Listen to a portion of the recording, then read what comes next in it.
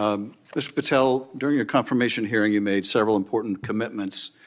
For instance, you told Senator Coons there will be no politicization at the FBI. There'll be no retributive actions taken by any FBI should I be confirmed as FBI director. I'm only speaking to my actions. Everybody is allowed to make their allegations. Oh, no, these are allegations against you. And so, Mr. Patel, if FBI, senior FBI agents or employees said that you were firing them for political retribution reasons because of the cases they were assigned, you're saying they would be lying. Is that anyone that was terminated at the FBI was done so for failing to meet the standards, uphold their constitutional oath, and effectuate the mission. During his confirmation hearing, Kash Patel made some really bold promises. He assured Senator Coons that if he was confirmed as the FBI director, there would be no politicization at the FBI and that no FBI employees would face retribution. He claimed he was only speaking to his actions and that everybody is allowed to make their allegations. But when pressed about allegations suggesting he fired senior FBI agents for political reasons related to their cases, he firmly stated that anyone who was terminated did so for not meeting standards or upholding their constitutional oath. Well, here is the scoop. It turns out Kash Patel, who was picked by Trump as director of the FBI, has been caught bending the truth in court. This is not just a tiny slip-up. He gave sworn testimony that completely contradicted actual documents. In a recent Senate committee hearing... Welcome back to The Takeout. FBI Director Kash Patel testified before a Senate committee today about the killing of Charlie Kirk. Democratic senators sparred with him about that and several other issues. Scott McFarland with me again. I'm always happy to have you with me, Scott. Well, if you wanted to watch Kash Patel answer questions about Jeffrey Epstein, about the Charlie Kirk assassination investigation, and about the firings inside the Department of Justice, you could have done that for 4 hours today, because that's what was happening at the Senate Judiciary Committee, this marathon hearing, question after question. He made a little bit of news on the Jeffrey Epstein. Here is the wild part. Patel went into that federal court and essentially claimed things that just did not line up with what is in the official records. A judge took a look at the documentation, listened to what Patel said under oath, and simply said, "That is not what this says at all." Now we are left wondering about potential consequences for his actions. So here is the scoop on what is going down with Kash Patel. The guy who is currently facing some serious trouble has been accused of criminal contempt and perjury, which could lead to him being removed from his post as FBI director. Honestly, this is a pretty big deal, and not just some typical political squabble. We are talking about a federal judge who caught Patel contradicting his sworn testimony with actual court documents. When the head of the FBI is potentially caught lying under oath, it is a real crisis. That is not just exaggerating. It is the honest truth regarding the situation. This judge did not just toss around some vague criticism either. They took a close look at specific claims Patel made, compared them to the court documents, and flat out said these do not match up. And it gets even more serious. Patel was not just misremembering something minor. The judge found that he had been claiming court orders existed that absolutely did not. He was trying to use these non-existent legal barriers as a reason for withholding documents. But when the judge actually checked the records, there were no such orders at all. Basically, the judge told him, "Those orders you are talking about are not real. Either release the documents now, or you are facing contempt charges and a perjury referral." That is not just a polite request. That is a federal judge laying down the law. And if you think that is wild, right in the middle of this courtroom drama, Patel is firing FBI agents left and right.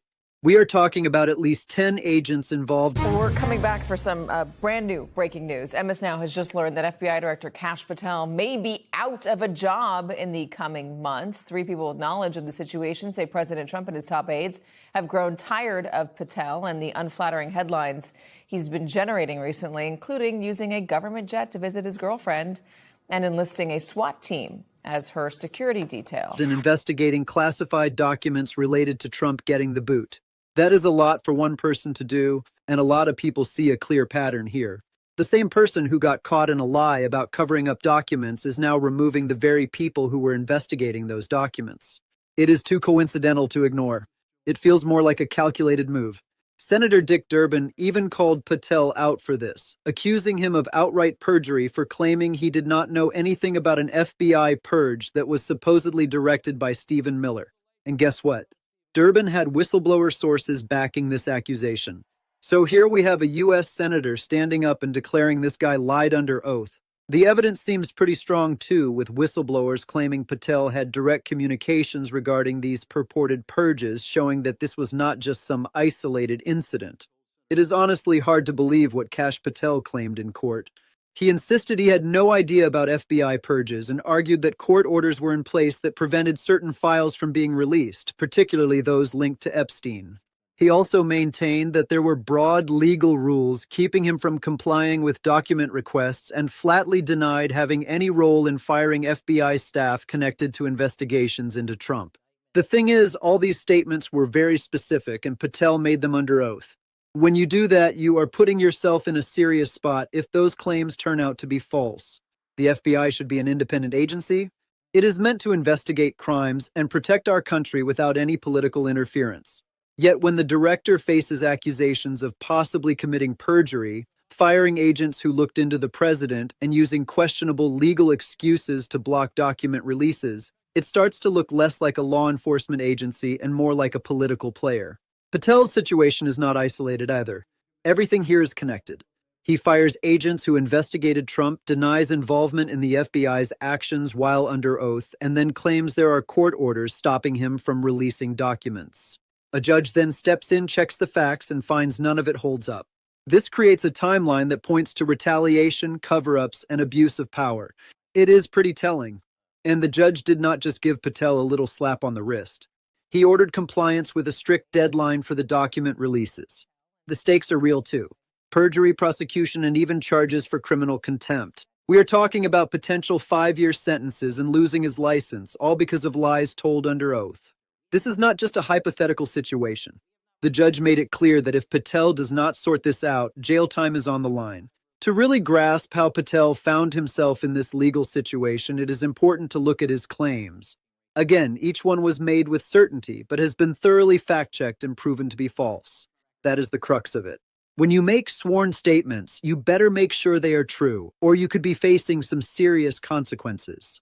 So here's the deal with Kash Patel. He is in some hot water after making claims in court that just did not hold up.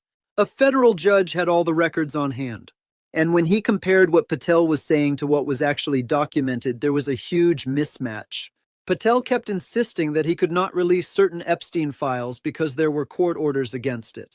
He was practically telling the judge, "I would love to share this, but my hands are tied by legal restrictions." But when the judge checked the orders, it turned out those restrictions were not there. There were no blanket prohibitions or sealed orders stopping the release of those files. Patel was talking about legal barriers that simply did not exist. Now, this is where things get really serious. Being under oath in federal court means you have got to be accurate with your claims. If the judge finds out you are not being truthful about legal documents, that can look a lot like perjury. And that is not just about political disagreements. It is a federal crime that could land someone in prison for up to 5 years. That kind of trouble can wreck careers. But it does not stop there. There is this whole Stephen Miller angle, too. According to sources that Senator Durbin brought up, Patel was allegedly not acting alone in these document purges. It seems like Stephen Miller, one of Trump's right-hand people, was the one directing these actions. Patel would carry out the orders, which included firing agents and stopping document releases. When Durbin pressed Patel about his connection to this during hearings, Patel claimed he had no idea what was going on. However, whistleblowers said something different, insisting Patel was fully aware and even had direct communications about the purges. The timing of the firings is especially worth noting. Recently, at least 10 FBI agents were let go, and these were the agents involved in investigating the classified documents case tied to Trump at Mar-a-Lago, the very case that kicked off a federal investigation. And who was the one firing these agents? The FBI director who just got called out in court for making false claims. It is hard not to notice the pattern here. The people digging into the president's actions end up losing their jobs just when the director faces scrutiny in a courtroom. Anyone paying attention can clearly see what is unfolding. There is definitely a broader pattern that has been unfolding over the past few months. Donald Trump has been quite outspoken about getting rid of or disciplining people involved in investigating him. Now that he is in his second term, he has people like Kash Patel in significant roles who can actually take action based on those criticisms. What makes Patel particularly interesting is that he has first-hand knowledge about a lot of this before taking on the role of FBI director. He was directly engaged in Trump's past legal battles, which means he knows who the investigators are and what investigations took place. So when he fires agents or withholds documents, he clearly understands exactly who he is targeting and what he is protecting. The judge responded to all this pretty firmly, basically telling Patel, stop it. The judge mandated that Patel release the requested materials by a specific deadline, warning that serious consequences were on the line. We are talking about potential criminal contempt charges and even a perjury prosecution. That is no light threat. It shows that the judge views Patel's actions as serious enough to lead to criminal charges if he fails to comply. Here is something that a lot of mainstream reports seem to overlook. They treat the courtroom issues and the firings of agents as two distinct stories, one being about legal violations and the other focused on personnel choices. But in reality, they are intertwined. The firings are happening to shield what Patel is trying to protect in court, and the cases reveal what he is attempting to cover up by dismissing people. When you see these events as part of a single strategy, everything falls into place. The overall approach looks like it is all about protecting Trump at any cost, even if it means possibly breaking federal law, committing perjury, getting rid of investigators, and using the FBI's power to retaliate against those scrutinizing the president. That is a heavy accusation, but it is supported by the evidence we see, and the timeline backs it up. Some may argue that the investigations into Trump were politically charged and maybe Patel is just cleaning house, but that is a different conversation from whether he committed perjury while under oath. You can discuss whether the investigations were fair while still recognizing that lying to a federal judge is not acceptable. Those things are separate issues. So let us break down what is actually going on in straightforward terms.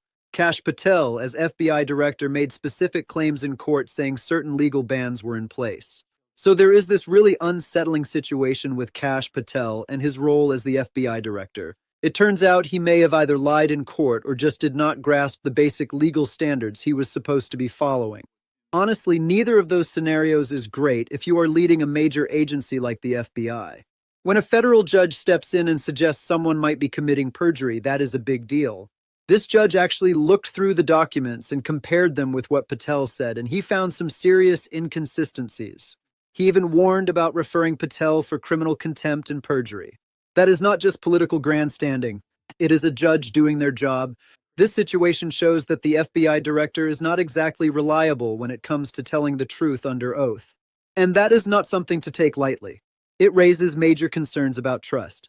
How can anyone believe in an agency where the top official has been caught lying to federal judges? And if the director is telling falsehoods under oath, how can we take anything that agency says seriously? It shakes the foundation of integrity at the FBI, which is a huge issue. On top of all this, Patel has been letting people go, but not just anyone. He is targeting agents who were part of the investigation into the classified documents linked to Trump. This is the same investigation that sparked some serious questions about national security due to what was found at Mar-a-Lago. The official line might claim these agents were not doing their jobs or made some procedural error, but the timing just feels off. He gets caught in court making false statements, and suddenly the agents who might have been affected are out of a job. That has got to raise some eyebrows. It seems more like retaliation than anything else. It looks a lot like punishing those who were just doing their jobs by investigating Trump, essentially removing witnesses and evidence. And when you connect this to Patel's misleading testimony, it really paints a clearer picture. He is wielding his power to shield Trump while penalizing anyone who questions him. It is transforming the FBI into something that resembles a political faction instead of a law enforcement agency. Meanwhile, the career agents and officials within the FBI are witnessing all of this unfold. They are seeing their director caught in a lie. They are watching their colleagues get fired for simply following through with their investigations, and it is all happening right before their eyes. You have got to wonder what kind of impact that is having on morale. Agents are likely feeling nervous about doing their jobs, worried that going after the wrong person could lead to retaliation. The whole situation with law enforcement agencies, especially the FBI, really needs work on rebuilding trust with the public. It is crucial for citizens to feel that investigations are grounded in actual evidence and the law rather than being influenced by political ties.